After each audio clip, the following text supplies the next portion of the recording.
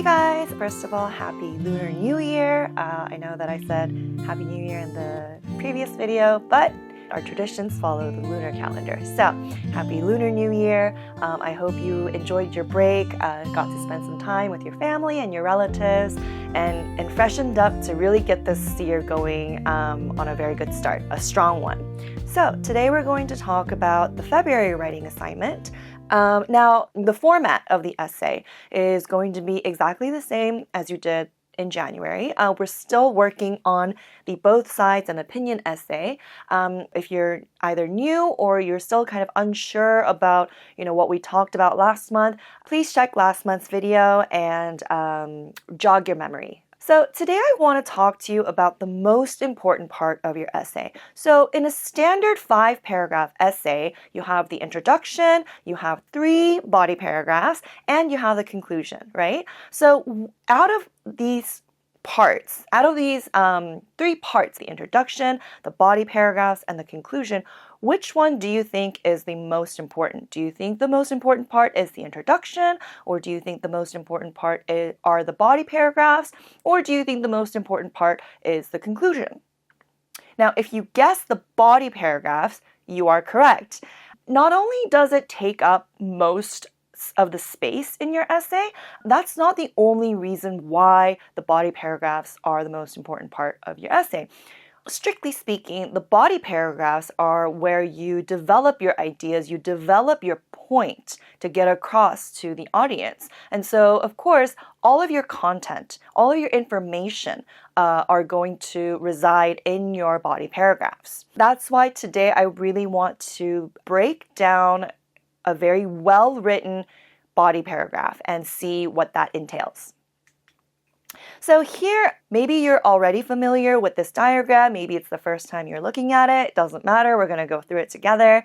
So this is called a hamburger diagram, and it's basically a way to organize your body paragraph, right? So just keep in mind that one hamburger represents one body paragraph. Not all 3 of them, but just one body paragraph. So essentially, in a 5-paragraph essay, you would want 3 of these hamburger paragraphs. So, to start off with, you have the topic sentence, and then you're going to have 3 supporting sentences before you finish off with a concluding sentence. Now, what each of these are in detail is that the first topic sentence can be 1 sentence, or it could be actually 2 sentences.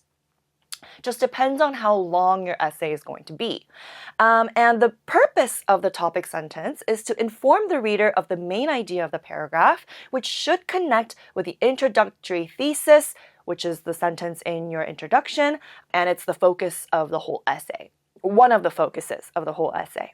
Now, the 3 supporting sentences that follow, again, each of them could either be 1 sentence or they could be 2 sentences or maybe even 3. But I wouldn't go beyond that because then it starts making the paragraph a little too long.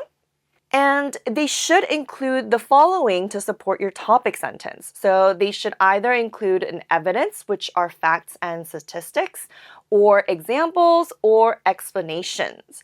And you should be using transitions between each sentences to make your writing flow. Instead of just throwing out an evidence and then an example and then an explanation without any word between to kind of bridge these ideas, you should use transitional words like additionally or such as or for example or however, etc., etc. And at the end of the paragraph, you're going to have your conclusion sentence, which is to remind the reader of the main idea being explored in the paragraph and summarize the key arguments or findings. You can also use this sentence to transition and move smoothly from the main idea of this paragraph to the main idea of the next. So if you remember from the last video, the example essay talked about capital punishment, which is basically another word for the death penalty. So following the format of the both sides and opinion essay, this is going to be the first paragraph where you're going to present the opposing view. So if you remember again from the last video, the example essay was supporting the death penalty. And so this first body paragraph is obviously going to be about the reasons why the death penalty is a bad thing, basically. So up on top, you have your topic sentence, your main idea, which states, on the one hand, many opponents of capital punishment argue that it is an inhumane practice that violates the fundamental right to life. Now, this is your main idea, right? The opponents argue that it's a violation of a fundamental right. And your first supporting sentence, in this case, is an explanation of what this main idea means. They emphasize the possibility of wrongful convictions, pointing out that innocent people have been sentenced to death due to errors in the legal system. And the second supporting sentence is now a piece of evidence. And I should note here that it doesn't matter which order your supporting sentences are. It could either be, you could start off with an evidence and then an example and then an explanation at the end. It just depends on what kind of information you're using and how you want to play it out. So anyways, the second supporting sentence, which is the evidence, states, additionally, critics claim that the death penalty does not effectively deter crime, as studies have shown that crime rates remain high in some countries where it is still practiced. And now your third supporting sentence, which is an example. For example, many European nations have abolished the death penalty and continue to maintain low crime rates. And for your concluding sentence, this fuels the argument that alternative punishments, such as life imprisonment, may be just as effective. Now, pay attention here that, like I said before, these different bits and pieces of information, like the explanation, the evidence, and the example, they don't just float around randomly, right? They're very well connected with transitional words such as additionally and for example. Now, this is going to be the second body paragraph, and as you may have guessed, it's going to be arguing in support of capital punishment. And I've put this all in one full paragraph so that we can work on dissecting it and labeling which one is the introduction, which one is first supporting point, and second supporting point, third supporting point, and lastly, the conclusion. Now, as you can probably tell, this paragraph is a little longer than the paragraph from before, and I specifically did this for the purpose of showing you that the supporting point and the introduction and whichever part of the paragraph can be more than just one sentence. So let's begin. However, supporters of capital punishment argue that it is necessary for maintaining law and order. Now this, obviously, the first part would be your introduction. The fear of execution acts as a strong deterrent, discouraging potential criminals from committing violent crimes. Now, this would obviously be the first supporting point, and that would be an explanation, right? An explanation of why it helps maintain law and order.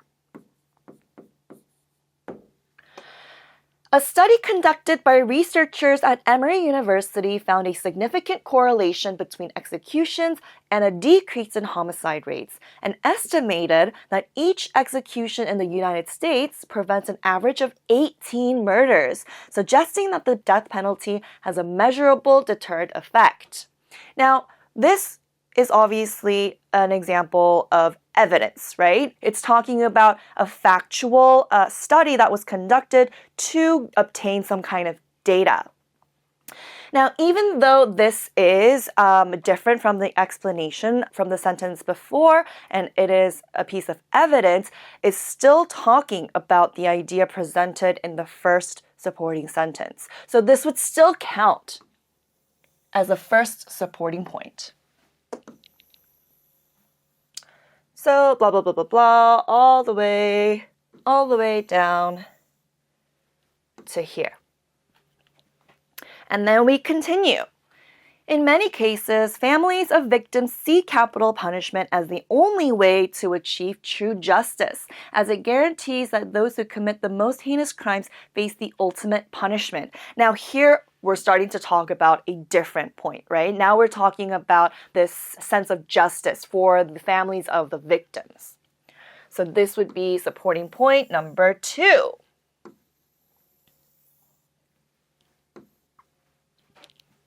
And it would also be classified as an explanation. I forgot to write up here that this part would be evidence.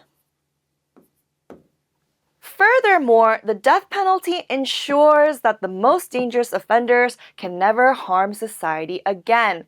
So here, again, we're moving on to a different point, talking about preventing future crimes by the same person.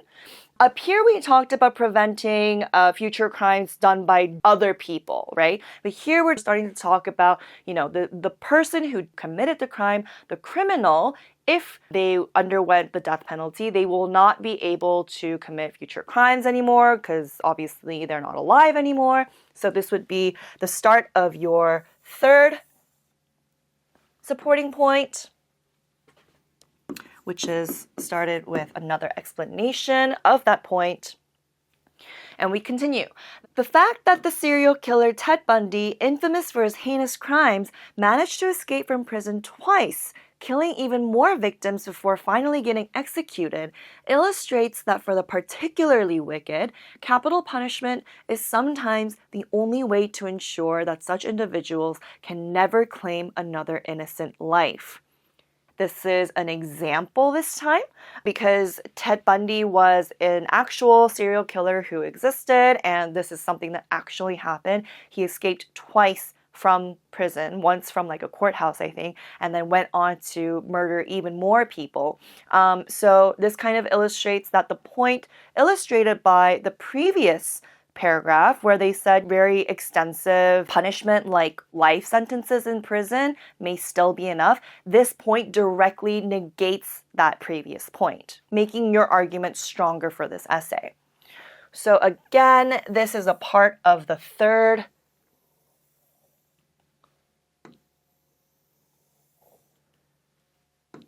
supporting point, and it is illustrated by an example. And finally, we have, for instance, in countries like Japan and the United States, capital punishment is reserved for particularly severe crimes, such as premeditated murder, to enforce the seriousness of such offenses. Now, the interesting thing about this paragraph here is that the last sentence, which is obviously the concluding sentence, actually ends with another example included. So this example here, right, for instance, countries like Japan and the United States. So this last sentence is talking about real countries who in reality do have capital punishment as a form of criminal sentencing, and it's using the example to strengthen this sentence so that it's not just floating around anywhere without any roots, but no, actually, in reality, countries have decided to use this type of punishment, so it must be an adequate form of punishment to deter crime and to prevent future ones. So, the topics for this month in February, the first topic is some people feel that students should take a gap year before starting college. Others believe that they should begin college immediately after finishing school. Discuss both views and give your opinion. And the second topic, some people feel that manufacturers and supermarkets have the responsibility to reduce the amount of packaging goods. Others argue that customers should avoid buying goods with a lot of packaging. Discuss both views and give your opinion. And the third one, which is a topic that is very popular these days, some people feel that AI should play a greater role in education. Others believe it may not be beneficial for the learning process. Discuss both views and give your opinion. And last but certainly not the least, some people believe that higher education should be funded by the government. Others, however, argue that it is the responsibility of individuals to fund their higher education. Discuss both views and give your opinion. So again, for this month's writing assignments, please do some research. There's going to be, a ton of information out there for all of these topics for both sides. And I really want you to practice incorporating these facts and information and explanation and evidence and examples in a very compelling way that really helps make your essays much stronger. So that's it for today. As always, thank you for watching, and I look forward to reading your assignments for this month as well. All right, thank you. Bye.